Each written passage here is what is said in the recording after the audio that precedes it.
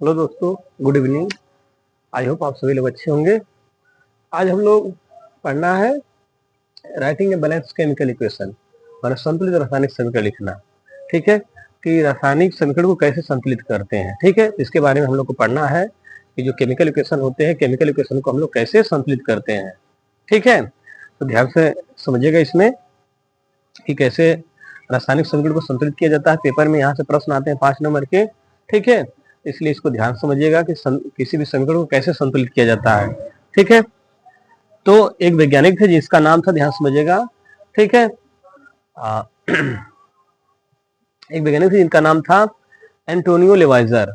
ठीक है, एंटोनियो लेवाइजर ने ठीक है एक नियम दिया था, द्रव्यमान संरक्षण का नियम। ठीक है, कि माने जो पदार्थ होते हैं, जो द्रव्य होते हैं, द्रव्य को न तो हम उत्पन्न कर सकते हैं और न ही नष्ट किया जा सकता है, जिसे द्रव्य की अविनाशिता का नियम कहा जाता है। क्लास 9 में बताया गया होगा। ठीक है, कि द्रव्य को न तो उत्पन्न कर सकते हैं न तो नष्ट कर सकते हैं। ठीक है, तो इसी के अकॉर्डिंग हम समझते हैं कि जो रासायनिक अभिक्रिया में लिए भाग लेने वाला अभिकारक होता है और बनते जो उत्पाद हैं, अर्थात इनके द्रव्यमान में कोई परिवर्तन नहीं होता है। माने जितना आपका अभिकारक रहेगा उतने ही मात्रा में क्या बनेगा, द्रव्यमान भी उत्पन्न होता है। ठीक है, तो यह इस रूल का पालन करता है। माने जो रासायनिक समीकरण हम लोग संतुलित करते हैं, रासायनिक समीकरण संतुलित करते समय हमको यह ध्यान रखना है कि जो द्रव्य अनुपाति का जो द्रव्य करा कि जो द्रव्यमान संरक्षण का नियम है पालन कर रहा है कि नहीं कर रहा है। ठीक है, जिसको मास ऑफ लॉ करा कि लॉ ऑफ मास कंजर्वेशन भी बोलते हैं। ठीक है, तो ध्यान रखना है।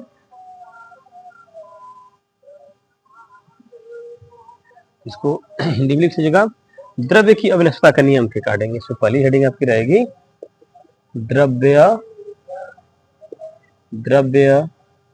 की अविनाशिता,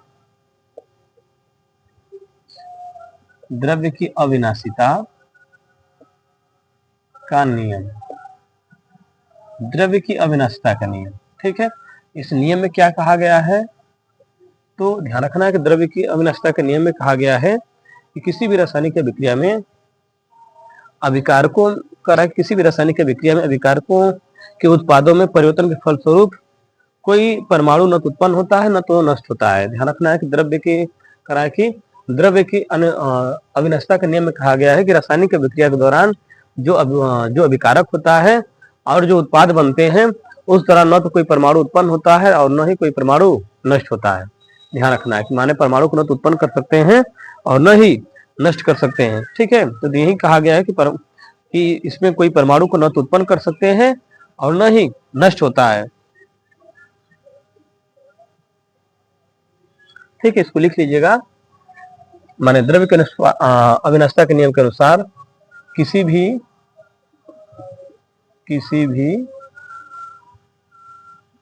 रासायनिक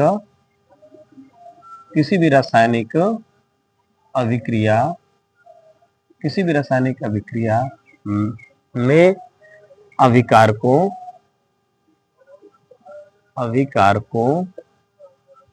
के उत्पाद में परिवर्तन होने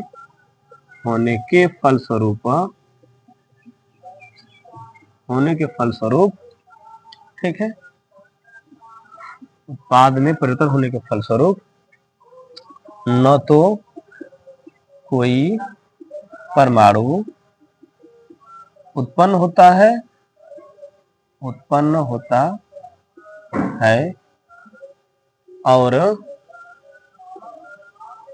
और न ही नष्ट होता है। ठीक है, और न ही नष्ट होता है। ठीक है, और न ही नष्ट होता है, ये ध्यान रखना, यही कहा गया है। ठीक है, कि रासायनिक अभिक्रिया के दौरान ठीक है जो अभिकारक होते हैं, अभिकारक को उत्पाद में परिवर्तन के फलस्वरूप न तो कोई परमाणु उत्पन्न होता है और न ही नष्ट होता है। यह द्रव्य अनुपाती क्रिया का नियम है। ठीक है, अर्थात ठीक है मैटर कैन नॉट बी ठीक है या atom can not be created during ठीक है केमिकल रिएक्शन। माने परमाणु को न तो हम उत्पन्न कर सकते हैं और न ही नष्ट कर सकते हैं अभिक्रिया के दौरान। ठीक है, तो इंग्लिश में इसको लिखा जाएगा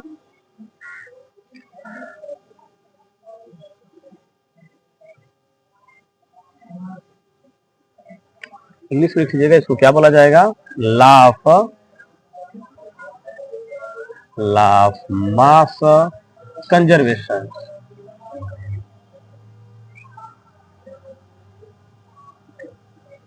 लॉ ऑफ मास कंजर्वेशन, ठीक है। इसमें क्या कहा गया है? ठीक है, during chemical reaction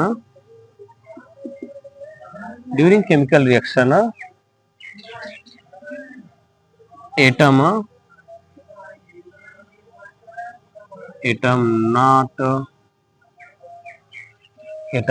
correct, during chemical reaction atom not created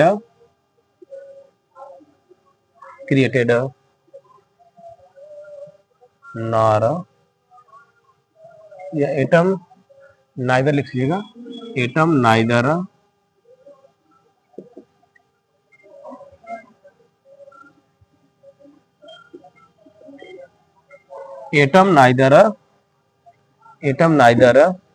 created nor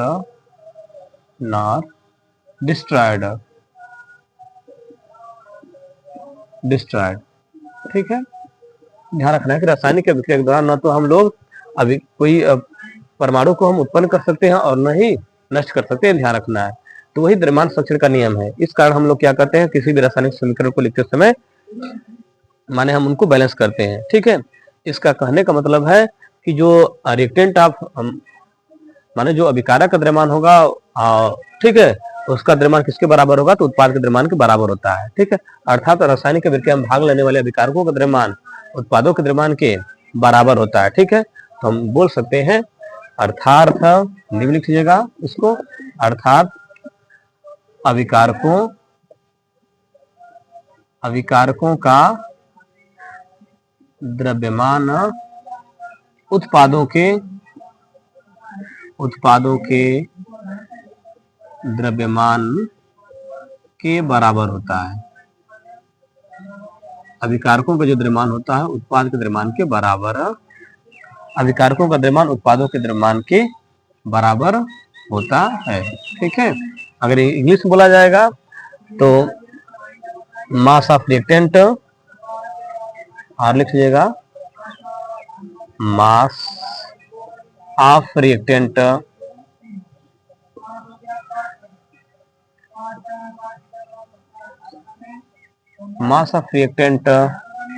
is equal to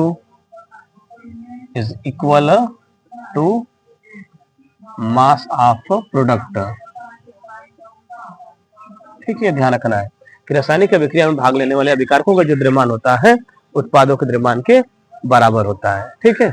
यही ठीक है द्रव्य अनुपातिक क्रिया का नियम है जो संतुलित करते हैं हम लोग समीकरण। इसलिए हम इस रूल के अकॉर्डिंग हम लोग क्या करते हैं, रासायनिक समीकरण को संतुलित किया जाता है। तो ध्यान रखना है कि रासायनिक समीकरण को हम लोग संतुलित क्यों करते हैं।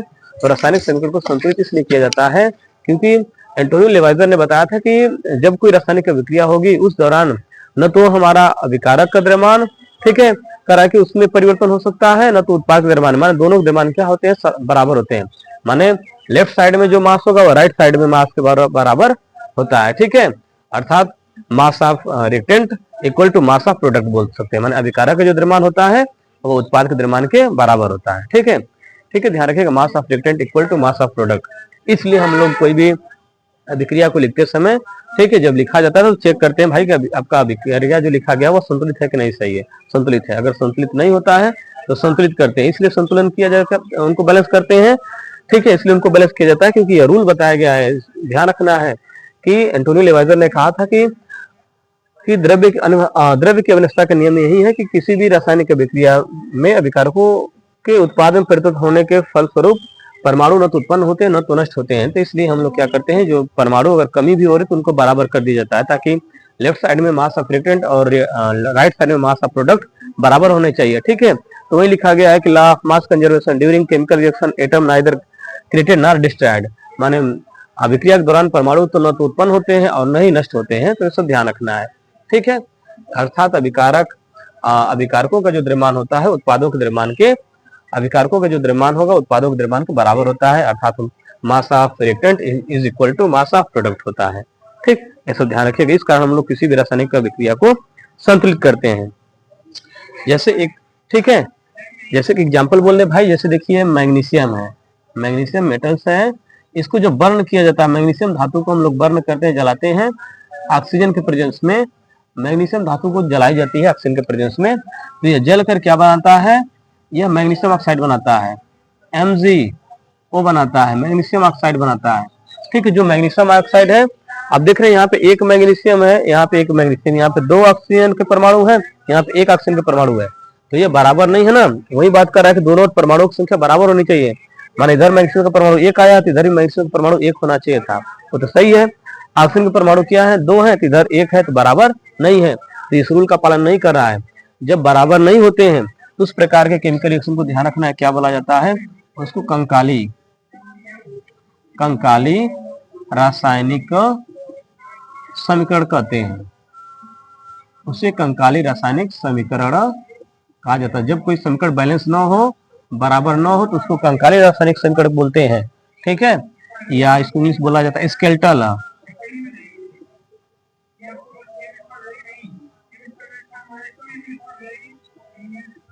Skeletal chemical, skeletal chemical reaction बोलते हैं इसको, स्केलेटल केमिकल रिएक्शन बोला जाता है, या इसको हम बोलते हैं असंतुलित, असंतुलित, असंतुलित रासायनिक समीकरण कहा जाता है। ठीक है, ध्यान रखना, इसको क्या कहेंगे, जब सब संतुलित नहीं होगा तो इसको असंतुलित रासायनिक समीकरण बोलेंगे। क्या कहते हैं इंग्लिश में, अनबैलेंस्ड, अनबैलेंस्ड केमिकल रिएक्शन। ठीक है, ध्यान रखना, जब कोई समीकरण संतुलित न हो तो उस प्रकार के समीकरण को क्या बोलते हैं, अनबैलेंस्ड केमिकल रिएक्शन बोला जाता है। ठीक है, उसे असंतुलित रासायनिक समीकरण कहते हैं। ठीक है, ध्यान रखना है, तो यह रूल आप लोग याद रखिएगा। चलिए इसका एग्जांपल हम बता रहे हैं, जैसे समझिएगा।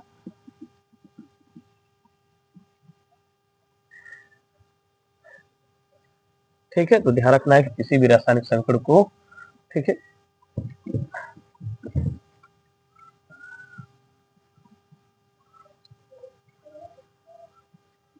क्यों संतुलित करते हैं, तो इसलिए सब याद रखिएगा कि ठीक है, एंटोनियो लेवाइजर के अनुसार मास ऑफ, ठीक है, reactant equal to mass of product होना चाहिए। अगर बराबर नहीं है तो हम बोल सकते हैं कि वह समीकरण आपका संतुलित नहीं है। ठीक है, इसलिए उसको हमको संतुलित करना पड़ेगा। ठीक है,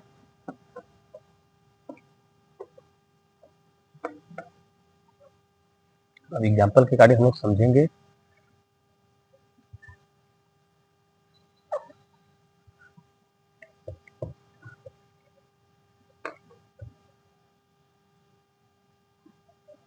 देखिए एग्जाम्पल जैसे बोले, ठीक है, देखिएगा कि मैग्नीशियम ऑक्साइड है,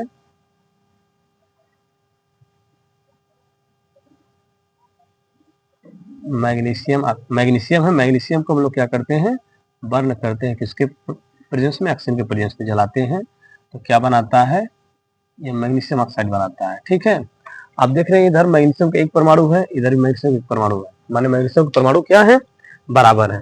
ठीक है, लेकिन हम देख रहे हैं भाई इधर ऑक्सीजन 2 है, इधर ऑक्सीजन कितना दिख रहा है, 1 है, तो ये बराबर नहीं है। तो ध्यान रखना है, जब कोई समीकरण संतुलित नहीं होता है, ठीक है, तो उस समीकरण को हम लोग क्या बोलते हैं, जब कोई रासायनिक समीकरण संतुलित न हो तो उस समीकरण को हम लोग कंकाली समीकरण बोलते हैं। ठीक है, यह असंतुलित रासायनिक समीकरण बोला जाता है। ठीक है, जब कोई समीकरण संतुलित न हो तो उस समीकरण को क्या बोला जाता है, इसको हम लोग क्या कहेंगे, ध्यान रखना है, कंकाली,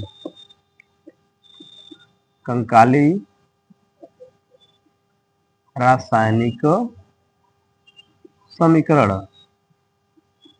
समीकरण कहते हैं, या स्केलेटल इसको बोलते हैं।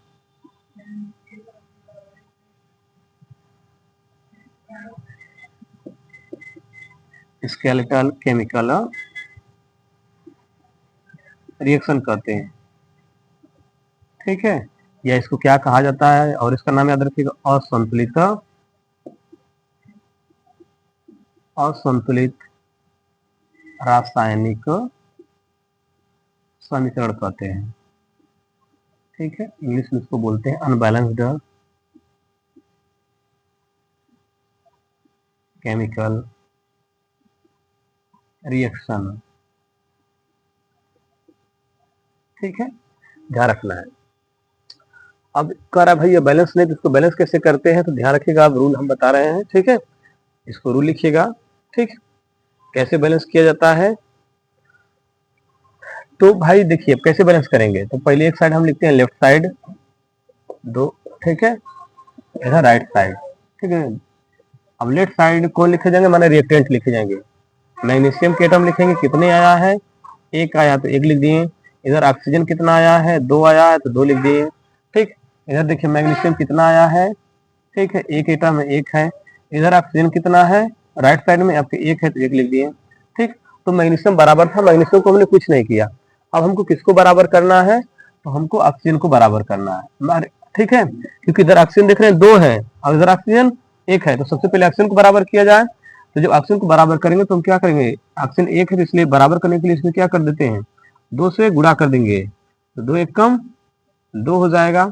अब देखिए हम गुणा करते हैं तो कहाँ लिखते हैं, हमेशा बताए ना भाई, एटम को बराबर करते हैं, परमाणु को बराबर करते हैं। ठीक है, तो यहाँ नहीं लिखेंगे, यहाँ लिख देंगे तो ये अणु के रूप में हो जाएगा। ठीक है, तो हमसे बात किया गया किसके बारे में, एटम के बारे में, कि रासायनिक विक्रिया में भाग लेने वाले जो भी परमाणु होते हैं, ठीक, वो परमाणु को न तो हम उत्पन्न कर सकते हैं और न ही नष्ट कर सकते, अर्थात परमाणु की संख्या क्या होती है, बराबर होती है। ठीक है, तो बराबर करना है। इधर दो ऑक्सीजन के परमाणु दिख रहे हैं, इधर एक दिख रहा है, तो बराबर करने के लिए कहाँ गुणा करेंगे, आगे करेंगे। ठीक है, जब दो से गुणा करेंगे तो आपका इसका मतलब है कि मैग्नीशियम भी अब यहाँ पे दो को गुणा सबके साथ होगा, माने मैग्नीशियम के साथ भी होगा, ऑक्सीजन के साथ भी होगा। तो यहाँ पे मैग्नीशियम कितना दिख रहा है, एक दिख रहा है, इसलिए इसमें कितने से गुणा कर देंगे, इसमें भी दो से गुणा कर देंगे, तो आपका दो मैग्नीशियम हो गया। माने राइट साइड में देख रहे हैं दो मैग्नीशियम और दो ऑक्सीजन, तो ठीक है। लेफ्ट साइड में देख रहे हैं कि दो ऑक्सीजन लेकिन मैग्नीशियम कितना है, एक है, इसलिए इसमें भी हम कितना से मल्टीप्लाई कर देंगे, दो से मल्टीप्लाई कर देंगे, तो आपका मैग्नीशियम भी कितना हो जाएगा, दो हो जाएगा। तो दो से गुणा बताए कहाँ करेंगे, और एटम के रूप में करना इसलिए आगे करेंगे, तो इसलिए मैग्नीशियम भी आपका क्या हो गया, दो हो गया।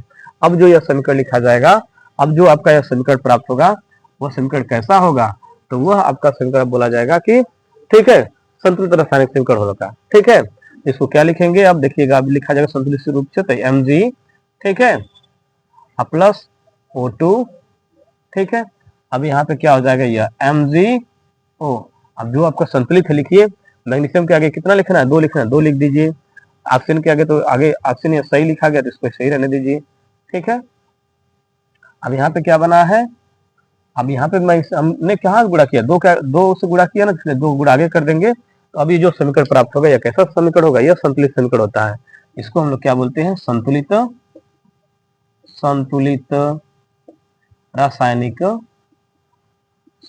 रासायनिक समीकरण कहा जाता है। इसको संतुलित रासायनिक समीकरण बोलते हैं।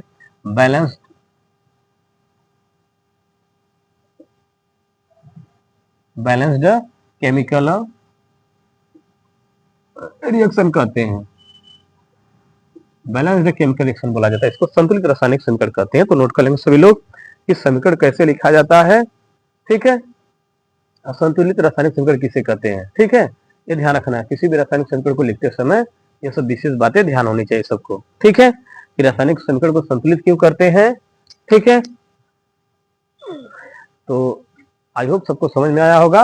ठीक है, तो ध्यान समझिएगा कि संतुलित रासायनिक समीकरण क्या होता है, संतुलित रासायनिक समीकरण कैसे लिखते हैं, ये सारे बातें बता दी गई हैं। तो ध्यान रखना है कि संतुलित रासायनिक समीकरण बता है कि लास्ट मास कंजर्वेशन का रूल फॉलो करता है। ठीक है, माने अभिकारक का जो द्रव्यमान होता है वो उत्पाद के द्रव्यमान के बराबर होने चाहिए। ठीक है, या हम बोल सकते हैं कि जो अभिकारक की और परमाणु की जो संख्या है, उत्पादों के परमाणु की संख्या के दोनों बराबर होगी, तभी वो आपका समीकरण क्या बोला जाएगा, संतुलित बोला जाएगा।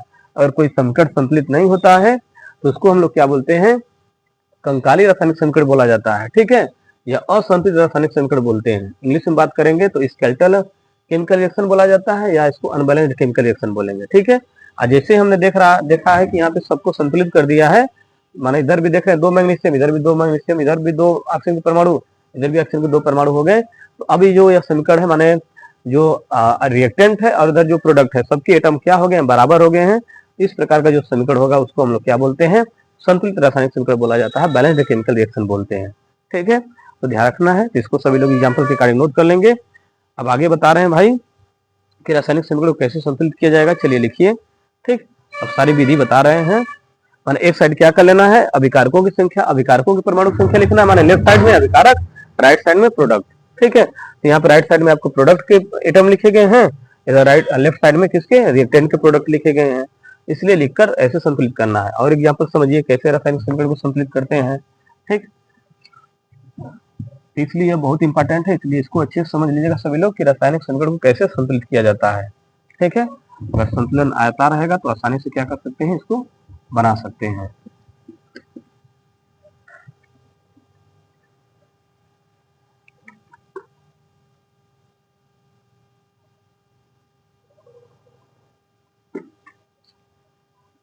आगे देखिएगा। ठीक है, और हम लोग एग्जाम्पल समझेंगे कि रासायनिक समीकरण को कैसे संतुलित करते हैं। ठीक है, एग्जाम्पल अगर अच्छे से समझे रहेंगे तो पेपर में कोई दिक्कत नहीं होगी। ठीक है, ये हमेशा के लिए एकदम आपको कंफर्म हो जाएगा कि किसी भी रासायनिक समीकरण को क्यों संतुलित करते हैं और कैसे किया जाता है। तो बता दिए भाई कि एंटोनियो लेवाइजर के अनुसार माने mass of reactant equal to mass of product होने चाहिए। ठीक है, माने अभिकारकों का जो द्रव्यमान होता है उत्पादों के द्रव्यमान के बराबर होना चाहिए। अर्थात ठीक है, जो एटम होते हैं एटम की संख्या दोनों ओर बराबर होनी चाहिए। माने रिएक्टेंट का भी एटम और प्रोडक्ट का एटम अगर बराबर है तो हम बोल सकते हैं कि वह समीकरण आपका क्या है, संतुलित है। जैसे देखिए सोडियम है, सोडियम की अभिक्रिया, सोडियम एक मेटल है। ठीक है, सोडियम की अभिक्रिया हम किसके साथ करा रहे हैं, जल के साथ करा दे रहे हैं। ठीक है, सोडियम की अभिक्रिया, ठीक है, ध्यान रखिएगा क्या है, सोडियम है और यह क्या है, जल है। सोडियम है और यह वाटर है। ठीक है, इसकी अभिक्रिया जब कराई जा रही है तो कह रहा है सोडियम हाइड्रोक्साइड बनता है, NaOH बनता है। ठीक है, सोडियम हाइड्रोक्साइड बनेगा।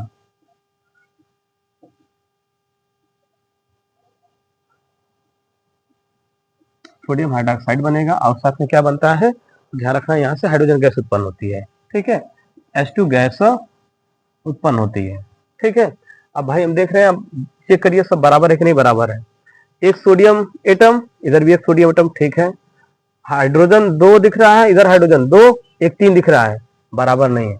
एक ऑप्शन ऑप्शन बराबर है, तो यह बराबर नहीं है, तो इसलिए हमको बराबर करना है। ठीक है, तो चलिए बराबर किया जाए। अब बताएं कि जब कोई समीकरण संतुलित नहीं होता है तो उस समीकरण को हम लोग क्या बोलते हैं, उस समीकरण को कंकाली समीकरण बोला जाता है या असंतुलित रासायनिक समीकरण बोलते हैं। ठीक है, तो यह कैसा समीकरण बोला जाएगा, अभी बैलेंस नहीं हो तो इसको हम लोग असंतुलित रासायनिक समीकरण बोलेंगे या कंकाली रासायनिक समीकरण बोला जाएगा। ठीक है, अब चलिए इसको बैलेंस किया जाए, तो देखिए कैसे बैलेंस करेंगे। तो हम बताएं भाई कि लेफ्ट साइड जो रिएक्टेंट होंगे उसके साइड क्या क्या लिखना है, उसके नीचे लेफ्ट साइड लिखना है, और जो अभिकारक होंगे जो उत्पाद होंगे उसके साइड क्या लिखना है, राइट साइड लिखना, RHS लिखना है। माने बायां पक्ष इधर दायां पक्ष, हिंदी में लिखना चाहेंगे तो क्या लिखा जाएगा, बायां, ठीक है, पक्ष इधर दायां पक्ष, दायां पक्ष, इस तरह लिख देना है। अब देखिए सबके बताए एटम के लिखना है, लेफ्ट साइड में जो अभिकारक है अभिकारक एटम लिखिए, और राइट साइड में जो प्रोडक्ट है उनके एटम को लिखिए। तो इधर लेफ्ट साइड में सोडियम आया है, सोडियम कितना आया, 1 लिख दिए। ठीक है, हाइड्रोजन कितना आया है, 2 आया, 2 लिख दिए। ऑक्सीजन कितना आया है, 1 आया, 1 लिख दिए। ठीक है, ऐसे हमने नोट कर दिया इनको। इधर भी लिखिए, सोडियम कितना आया, 1 आया, 1 लिख दिए। ठीक है, इसके बाद हाइड्रोजन है तो हाइड्रोजन लिख दीजिए, हाइड्रोजन कितना है, 2 1 3, अब इधर काउंट करें, 2 और 1 3, 3 हाइड्रोजन एटम इसलिए 3 लिख दिया गया। ऑक्सीजन कितने हैं, 1 है तो 1 लिख दिए। चलिए, तो भाई सबसे पहले हमको किसको बराबर करना है, हाइड्रोजन को बराबर करना है। ठीक है, तो हाइड्रोजन को कैसे बराबर करेंगे, ठीक है, तो देखिए कैसे बराबर किया जाए। तो इधर आपका सोडियम 1 है, सोडियम 1, उसको हम कुछ नहीं कर रहे हैं, हाइड्रोजन को बराबर करने के लिए हम क्या करेंगे, ठीक है, इधर भी ठीक। चलिए, तो देखिए कैसे बराबर किया जाए।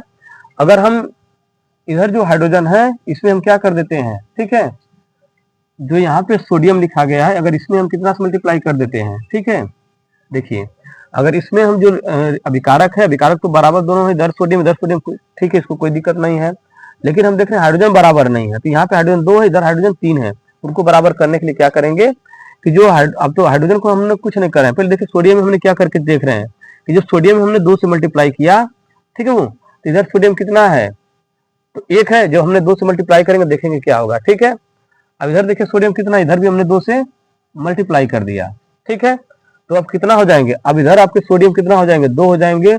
इधर जब हमने सोडियम से 2 से मल्टीप्लाई किया, ठीक है, तो आपको क्या हो जाएंगे, तो कह रहा है भाई कि इधर सोडियम भी आपके 2 हो जाएंगे, और ऑक्सीजन कितना हो जाएगा, 2 हो जाएगा, और हाइड्रोजन कितना हो जाएगा, 2 हो जाएगा। ठीक है, माने बात समझिए, जब हमने लेफ्ट साइड में सोडियम से गुणा किया है, सोडियम के यहाँ 2 से गुणा किया है, तो आपका सोडियम को आगे हमने 2 लिख दिया। ठीक है, सोडियम बराबर है, जब राइट साइड में गुणा करेंगे तो देख रहे हैं इधर कितना तब सोडियम हो जाएगा, सोडियम के आगे जब 2 से गुणा किया तो आपका सोडियम तो 2 हो जाएगा, लेकिन साथ में कौन इसके साथ जुड़ा हुआ, ऑक्सीजन है, तो अब ऑक्सीजन के साथ भी 2 से गुणा हो जाएगा, तो ऑक्सीजन कितना हो गया, 2 हो गया। लेकिन हाइड्रोजन अब कितना होगा, तो पहले देखिए कुल हाइड्रोजन हमने लिखा था 3 था, लेकिन अब कितना होंगे, अब आपके हाइड्रोजन कितना हो जाएंगे, तो अब जब 2 से गुणा किए हैं तो यह वाला 2 हाइड्रोजन, अब पहले का 2 हाइड्रोजन, यह 2 + 2 मिलके अब हाइड्रोजन कितने हो गए हैं, 4 हो गए हैं। 4 कहाँ से हुए, तो ध्यान रखना, यह वाला 2 हाइड्रोजन मिलके और यह वाला 2 हाइड्रोजन मिलके, यह दोनों हाइड्रोजन मिलके कितने हो गए हैं, अब हाइड्रोजन 4 हो गए। पहले कितना थे, तो पहले 1 यह मिलके और 2 यह मिलके, पहले कितना थे, तो 3 थे, तो ध्यान रखना है। ठीक है, यह सब कंडीशन हो गई आपकी कि आपके कितने सोडियम हो गए, 2 सोडियम हो गए, 4 आपके हाइड्रोजन हो गए, 2 ऑक्सीजन हो गए। अब हम देख रहे हैं कि इधर भी 2, ठीक है, इधर 2 सोडियम दिख रहा है। ठीक है, हाइड्रोजन उधर 4 दिख रहे हैं, इधर हाइड्रोजन 2 दिख रहे हैं, तो हाइड्रोजन को 4 करने के लिए कितना से मल्टीप्लाई कर दें भाई, 2 से मल्टीप्लाई कर दें, तो आपका हाइड्रोजन अब कितना हो जाएगा, 4 हो जाएगा। मल्टीप्लाई बताएं कहाँ से करना है, वो एटम के रूप में करना है, इसलिए आगे करेंगे, 2 से जब मल्टीप्लाई आगे कर देंगे तो आप देख रहे हैं हाइड्रोजन कितना हो जाएगा, 2 दूना के 4, आपका हाइड्रोजन अब लेफ्ट साइड में कितना हो गया, 4 हो गया, और साथ में इसके साथ ऑक्सीजन भी जुड़ा है, तो ऑक्सीजन के साथ भी 2 का मल्टीप्लाई होगा, तो जब ऑक्सीजन में भी 2 से मल्टीप्लाई कर देंगे तो आपका ऑक्सीजन भी अब कितना हो गया, ऑक्सीजन भी आपका 2 हो जाएगा।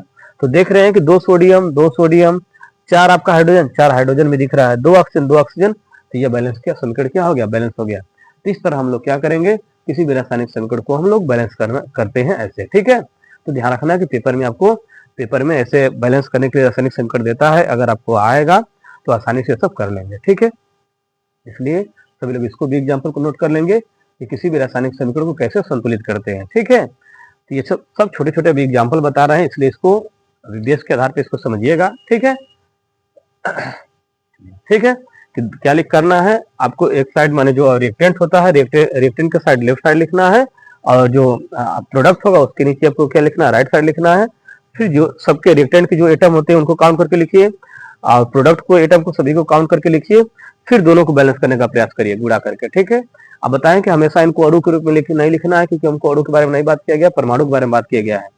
ठीक है, कि अभिकारक में भाग लेने वाले परमाणुओं की संख्या और जो उत्पाद बनेगा उसकी परमाणु की संख्या अगर बराबर होगी तो उसे ही हम लोग क्या कहेंगे, संतुलित रासायनिक समीकरण कहेंगे। ठीक है, तो देख रहे हैं कि 2 सोडियम है, इधर भी 2 सोडियम के एटम है, सोडियम बराबर है, 4 हाइड्रोजन के परमाणु हैं। ठीक है, इधर भी आपके 2 हाइड्रोजन यह मिल गए, 2 हाइड्रोजन मिल गए, टोटल 4 आपके हाइड्रोजन के परमाणु हो गए, 2 ऑक्सीजन के एटम है, 2 ऑक्सीजन के एटम है, सब बराबर है। तो इस तरह हम लोग क्या करते हैं, किसी भी रासायनिक समीकरण को बैलेंस करते हैं। ठीक है, तो नोट कर लीजिए। चलिए और देखिए रिएक्शन बता रहे हैं। ठीक है, और एक आगे एग्जांपल समझिए। ठीक, जितने एग्जांपल समझे रहेंगे आप लोग को बहुत आसान होगा ये सब करने में। ठीक है, तो इसलिए इसको अच्छे से समझ लीजिए सभी लोग। ठीक है, कि किसी भी रासायनिक समीकरण को हम लोग कैसे संतुलित करते हैं।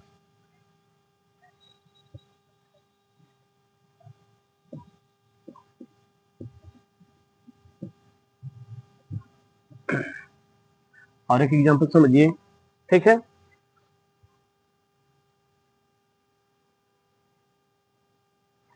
देखिए कह रहा भाई मेथेन है, मेथेन का सूत्र क्या होता है, CH4 है। ठीक है, क्या है यह, मेथेन है,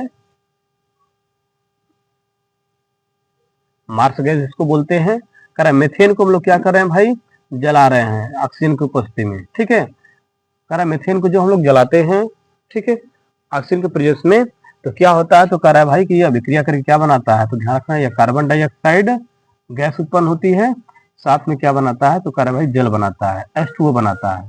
ठीक है, तो अब इनको भी बैलेंस करना है। ठीक है, यह वायु है, ठीक है, एयर है, ठीक, यह कार्बन डाइऑक्साइड है, कार्बन डाइऑक्साइड है, ठीक है, जिसको हम लोग शुष्क बर्फ भी बोलते हैं, ठीक है, कार्बन डाइऑक्साइड है, ठीक है, और ये आपका वाटर है, माने जल है, ठीक है। अब इनको भाई बैलेंस करना है, तो हम क्या रूल बताए हैं, ध्यान से फिर समझिए कि एक साइड लिखना है लेफ्ट साइड, हमारे अभिकारक के नीचे लेफ्ट साइड लिखना है, जो प्रोडक्ट होंगे उनके नीचे क्या लिखना है, राइट साइड लिखना है, ऐसे लिख दिए। चलिए अब सभी के एटम की संख्या लिखते चलिए। कार्बन के एटम कितने लेफ्ट साइड में है, एक दिख रहा है तो एक लिख दिए, एक कार्बन दिख रहा है एक लिख दिए, हाइड्रोजन कितना दिख रहा है, चार दिख रहा है चार लिख दिए, ऑक्सीजन के एटम कितना दिख रहे हैं, दो दिख रहे हैं दो लिख दिए, बराबर होगा। इधर राइट साइड में देखिए कार्बन कितना दिख रहा है, एक दिख रहा है, हमने एक लिख दिया, ठीक है। ऑक्सीजन कितना दिख रहे हैं, अब पहले हाइड्रोजन लिखा गया था, हाइड्रोजन लिखिए कितना है, क्रम से लिखते चलिए ना। हाइड्रोजन आपको कितने, दो है, दो लिख दिए। ऑक्सीजन कितना दिख रहा है, तीन है, तीन लिख दिए। चलिए अब बराबर करना है, ठीक है। देख रहे हैं कि बराबर नहीं है, एक कार्बन कार्बन बराबर है, हाइड्रोजन इधर चार है, इधर हाइड्रोजन कितना दिख रहा है, दो दिख रहा है, इधर ऑक्सीजन दो है तो इधर ऑक्सीजन तीन है, तो बराबर नहीं है। तो बताएं जब कोई रासायनिक समीकरण बराबर न हो, संतुलित न हो, तो उस प्रकार के समीकरण को हम लोग क्या बोलते हैं, उस प्रकार के समीकरण को कंकाली रासायनिक समीकरण बोला जाता है, और संतुलित रासायनिक समीकरण बोलते हैं, ठीक है, या स्केलेटल केमिकल रिएक्शन बोलते हैं, या अनबैलेंस्ड केमिकल रिएक्शन कहते हैं। तो ये आपका क्या है, अनबैलेंस्ड केमिकल रिएक्शन है, तो अब इनको बैलेंस करना है, ठीक है। तो चलिए बैलेंस किया जाए। तो हम देख रहे हैं कार्बन हाइड्रोजन इधर कितने हैं, चार है, इधर हाइड्रोजन कितना दिख रहे हैं, दो है, कार्बन बराबर है, कार्बन को कुछ नहीं करेंगे, हम टच नहीं करेंगे, तो हम हाइड्रोजन को पहले बराबर करेंगे। देख रहे हैं हाइड्रोजन इधर कितने हैं, दो हैं, इधर चार है, माने लेफ्ट साइड में आपके चार है, राइट साइड में कितने हैं, दो है, तो इसको चार करने के लिए हमने कितना से मल्टीप्लाई कर दिया, दो से मल्टीप्लाई कर दिया। तो अब आपका हाइड्रोजन राइट साइड में कितने दिखने लगेगा, चार। तो जब दो से मल्टीप्लाई किए तो हाइड्रोजन को एटम के रूप में करना है, इसलिए कहाँ गुणा करेंगे, उसके सामने आगे। तो अब आपका क्या हो जाएगा, हाइड्रोजन दो गुना के चार हो जाएगा, लेकिन ऑक्सीजन भी इसके साथ जुड़ा है ना, तो दो का गुणा ऑक्सीजन के साथ भी होगा। तो पहले ऑक्सीजन कितना था, दो, और एक मिलकर तीन था, लेकिन अब कितना हो जाएगा ऑक्सीजन, देखिए हमने लिख रहे हैं यहाँ पर कि अब ऑक्सीजन कितना हो जाएगा, पहले दो, यह वाला दो ऑक्सीजन मिलके, माने यह वाला ऑक्सीजन मिलके दो, और अब दो इसका जो गुणा किए ऑक्सीजन, ठीक है, कितना हो जाएगा, प्लस दो ऑक्सीजन। अब टोटल ऑक्सीजन कितने हो गए, चार। बात समझे कि नहीं, ये चार ऑक्सीजन कहाँ से हुआ है, तो जो कार्बन डाइऑक्साइड में दो ऑक्सीजन है तो वो आपका दो ऑक्सीजन हो गया, ठीक है, और जब दो से मल्टीप्लाई किए हैं तो यह वाला दो आपका ऑक्सीजन हो जाएगा, ठीक है। तो दो दो कितने हो गए, चार हो गए। पहले कितना थे, तो पहले तीन थे, माने जब हमने यहाँ पे दो से मल्टीप्लाई नहीं किया था तो हमने यहाँ पे तीन लिखा है, कैसे काउंट करिए, दो और एक ये ऑक्सीजन मिलकर टोटल तीन ऑक्सीजन थे। लेकिन जैसे हमने दो से मल्टीप्लाई किया है तो दो का मल्टीप्लाई हाइड्रोजन के साथ हुआ, तो हाइड्रोजन आपका चार हो गया, और ऑक्सीजन कितना हो जाएगा, दो ये ऑक्सीजन मिलके और दो ये वाला ऑक्सीजन मिलके टोटल चार हो गए। राइट साइड में ये, राइट साइड में आपके ऑक्सीजन कितने दिख रहे हैं, दो दिख रहे हैं, इसलिए यहाँ पे भी क्या कर देना है, दो से मल्टीप्लाई कर देना है। लेफ्ट साइड में देखेंगे तो लेफ्ट साइड में आपको कितने ऑक्सीजन दिख रहे हैं, दो दिख रहे हैं, इसलिए दो से मल्टीप्लाई कर देंगे, तो अब आपके लेफ्ट साइड में भी ऑक्सीजन कितने हो गए, चार हो गए। तो मल्टीप्लाई किया तो हमको उसको अणु रूप में दिखा, परमाणु रूप में दिखाना है, इसलिए यहाँ भी दो से मल्टीप्लाई कर देंगे। तो अब आपके देख रहे हैं ऑक्सीजन परमाणु कितने हो गए, चार हो गए, इधर भी ऑक्सीजन परमाणु कितने, चार हो गए, ठीक है। माने लेफ्ट साइड में चार, राइट साइड में चार, चार आपके परमाणु भी दोनों साइड है, ठीक है, कार्बन एक एक है, कार्बन एक एक है, सब बराबर है, ठीक है। तो ध्यान रखना है, अब यह समीकरण आपका क्या हो गया, संतुलित हो गया। तो इस तरह हम किसी भी रासायनिक समीकरण को क्या करेंगे, संतुलित करेंगे। सभी लोग इसको भी एग्जाम्पल को नोट कर लीजिएगा, ठीक है, ध्यान रखिएगा, अच्छे से एग्जाम्पल को नोट कर लीजिए, ठीक है। तो ऐसे हम किसी भी रासायनिक समीकरण को क्या करते हैं, संतुलित करते हैं, ठीक है, नोट कर लीजिए सभी लोग, ठीक। तो इस तरह हम लोग रूल याद रखिएगा कि इस तरह हम समीकरण को पहले जांच करेंगे कि भाई हमारा लेफ्ट साइड में जो रिएक्टेंट है और राइट साइड में जो प्रोडक्ट है सब बराबर है कि नहीं बराबर है। अगर बराबर नहीं होगा तो सभी लोग को हमको एटम की संख्या को बराबर करना पड़ेगा, ठीक है। अगर बराबर नहीं है तो समीकरण आपका कंकाली समीकरण बोला जाएगा या असंतुलित रासायनिक समीकरण बोलेंगे, और जब बराबर हो जाएंगे तो आपका संतुलित रासायनिक समीकरण बोला जाएगा, ठीक है।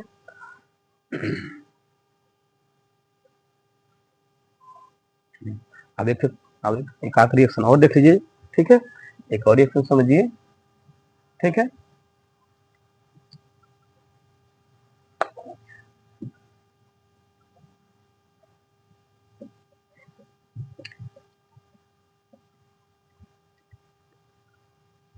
चलिए आगे रिएक्शन समझिएगा एक और, ठीक है।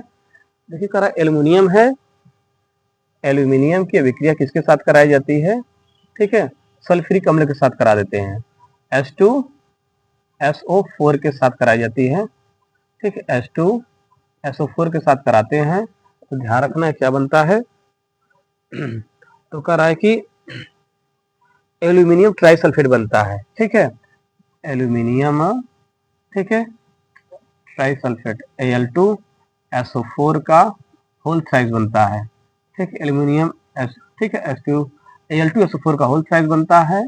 साथ में क्या बनेगा, तो साथ में आपका कह रहा है कि भाई हाइड्रोजन गैस उत्पन्न होती है, H2 गैस उत्पन्न होती है।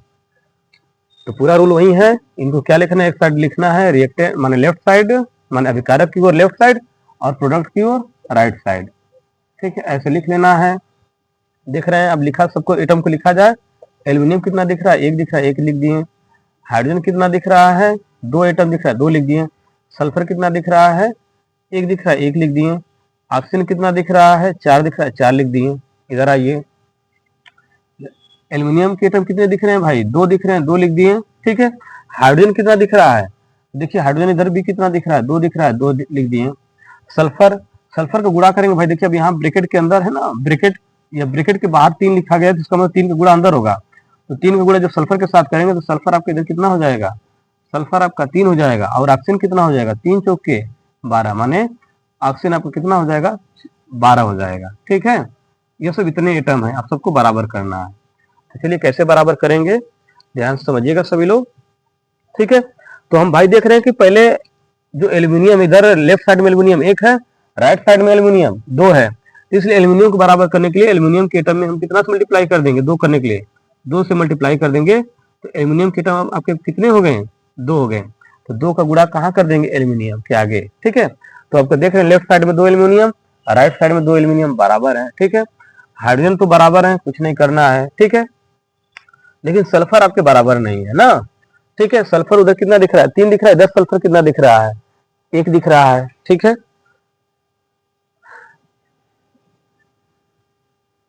तो सल्फर को बराबर करने के लिए क्या करेंगे भाई, देखिए, तो सल्फर को अब 3 करना है ना, सल्फर इधर राइट साइड में 3 लिखा गया है, लेफ्ट साइड में कितना है, 1 है, तो सल्फर के आगे भी हम कितना 3 से मल्टीप्लाई कर देंगे।